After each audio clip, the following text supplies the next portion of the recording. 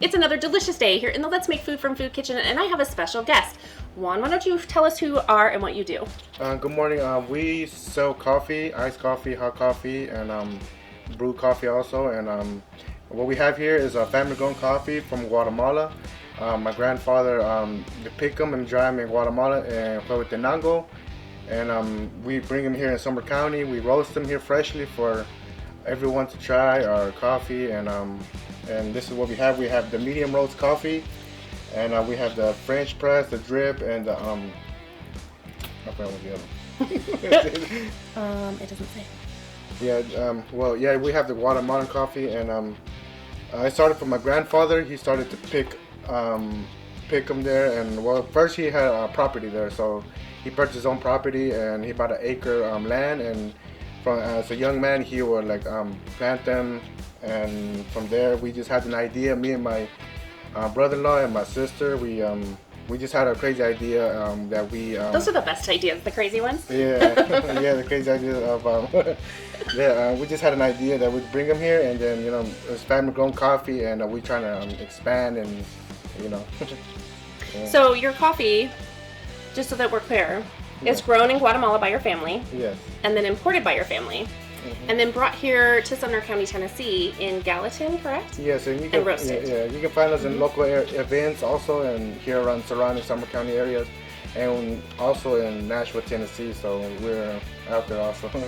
Right. So you're a new company founded 2021. Yes. And one of the things that I really like about your company is that it's single origin, and then you have single origin from other countries like Colombia. Yeah, Colombia and Brazil, and those are the main ones we focus on just right now. But our main focus is what we bring here, our family coffee. So yeah.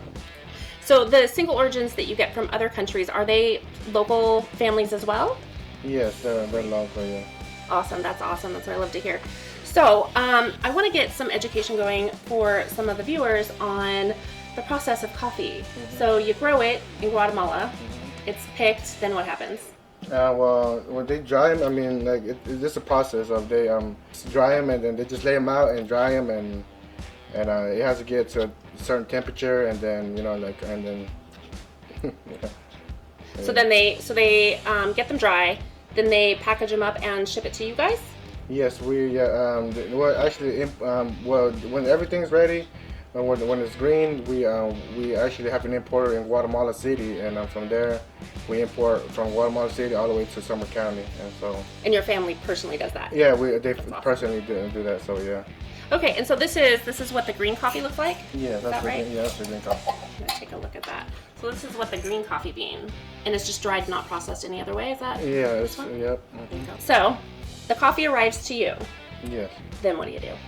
And what we do is we roast them. I mean. You have a home roasting system, correct? Yeah, we have a home. Yeah, we roast them in our roasting machine that we have. So it's a drum roaster. So yeah. So it turns. Yeah, it heats up at a certain temperature degree, and yeah. So how do you get to the different roasts between espresso and drip and press? How do you get? Yeah, we grind them, and we have a grinder also. So in specific, whichever the clients would like their coffee, and we grind them in espresso, French press, or drip, or any grinder that they want. So it's the grind that makes that designation. Yeah. Okay, and what about like bold coffees and mild coffees? Is that the bean, or is that in the roasting process? Well, it just depends with the coffee. I mean, it depends on the soil. Like how people how they take care of the crops, and how the caffeine and stuff like that. That's if it's natural, no fertilizer or anything. Okay. And that's how the original prospered. How it prospered with the original caffeine in it. So. Okay. Yeah. Okay. Just fun facts for people so that they learn about it. Did you know Beethoven? And I haven't verified this fact, so it's not a verified fact. Beethoven insisted that he counted 60 coffee beans for each cup of coffee that he had. Nice. I don't know if it's a fact. And the French press. There's a French press down there. You want to grab it? There you go. Yep. So the French press is not an original French device. It was invented by a man in Italy, and they used to use it to press their tomatoes. It wasn't this small. Nice. But he had the idea to press the coffee with it, and then he signed over the patent to a Frenchman, and they worked somehow together. I don't know all the details. I'm not an expert in everything, but that's the story that I know of the French press, is that it used to be an Italian device that was used for tomatoes to make the sauce and things like that and get the seeds out. And I'm thinking to myself, I've made homemade tomato sauce. No. I don't know. I mean, maybe. Kind of want to try it now, but I don't want to get tomato in my. Maybe I'll buy another French press and try it. Okay, so what I'd like to do now is get a little bit of each of these grinds into a little container, and we can show them what the different grinds look like, and we'll get some water boiling, and we'll press a cup out, and they can see the color of it and all of that. Okay. Cool. Our water has boiled. We've got 3 scoops of the French press grind in here. And can you talk a little bit about the different grinds? Like, why is this one so fine, and this one's pretty grainy, and this one is kind of in the middle? Yeah, well, the espresso, we just barely get into espresso, so we grind it where it's really fine, and it's much stronger when they put it in a shot. So this is the French press, and then this is the drip. So yeah. Different machines process it different ways, and then so this one's going to be the strongest, right? Yeah. And then this one's going to be kind of in the middle. Yeah, in the middle, yeah. Of those, okay. So it's in. We've got our coffee going here, and you need to let it sit for. Oh, I almost picked up a little leaf decoration. We let this sit for a minute, and instead of going through a drip, the coffee grinds soak in the water, and then you push it down, and then you get your coffee. It's a delicious way to go. I travel with this because I like coffee. So we're gonna let this sit for a few minutes, and we'll be back. Okay, we're back. We're ready to press this down. I'm just gonna make sure that my slots are in the right spot, and you just press it down. That's why it's press.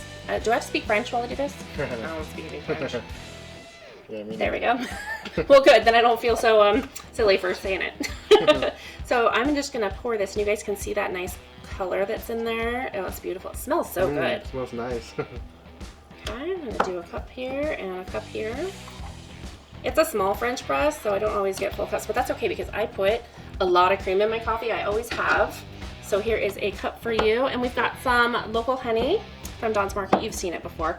And this one, I wanted to talk about this for just a second. Cheney's Dairy Barn, they're up in Kentucky, and they have a family-run farm, and they've been going for something like 60 years. Don't quote me on that. I might not be right on the time, but it started with Papa and his cows, and they've gone from the hand milking to the chutes, I think they call them, and now it's fully automated. But you can buy their products, their milk, their half and half. They even make chocolate milk. We've looked through the little window, and saw them making chocolate milk. It's amazing. So that's the cream I have.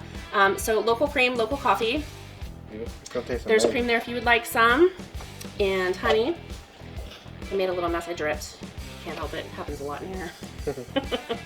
Like food flies across, and I just look at it like, hey, look, there it went. It's so good. It's not. It's smooth. Yeah, it's really, smooth, really good. and I'm not surprised by that. It's just the description. I purchased their coffee before. That's actually how I found you guys. It was Miguel, yep. your brother-in-law, Yep. at the farmer's market. It was chilly. It was just starting to get chilly, and I stopped for a coffee, and I just asked him about it. And the more he talked about it, the more I was like, hey, you need to come on my show and talk about your coffee, because it's exactly what I talk about all the time. So let's talk about, we're at the point where you're selling it here locally. You're starting to put yourself out there. You're at farmers markets. Where else can they find you? Well, we got the website, but we're looking What's your website?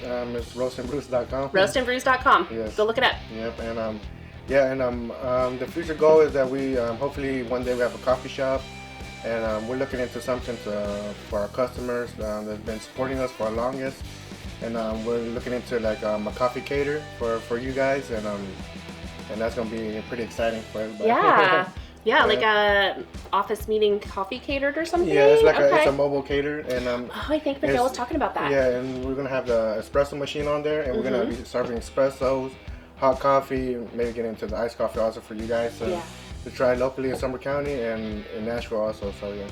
So if somebody's looking to have a coffee caterer, they can call you. Yeah, you can call us, or we probably have set up an app for you guys to see where our location would be at. You guys have an app? Yeah. Now we've been looking into that. So I was gonna say, I don't even have an app. Do I need an app? Yeah. Maybe I'll do a food recipes app. There's got to be 1,000 of those out there. We'll see, maybe. But that you guys are really thinking about what's coming up and what's happening. Yeah, so looking into the future. So speaking of the future, expanding. Christmas is coming. Yeah. Thanksgiving is here. What options do you have for gifts? We have gift baskets for upcoming holidays, Thanksgiving or Christmas, and we'll keep you guys updated on like when you can purchase it and for anyone, you know. Okay. Yeah. Okay, that sounds good. I know a few people on my list I could probably get some coffee gift baskets for. Thank you for joining me here today in the Let's Make Food from Food Kitchen. It's been a real pleasure. Please go to their website, roastandbrews.com. Consider them for your Christmas purchases and just give their coffee a try. You won't be disappointed. It is so good. From my kitchen to yours, let's make food from food. That's one more.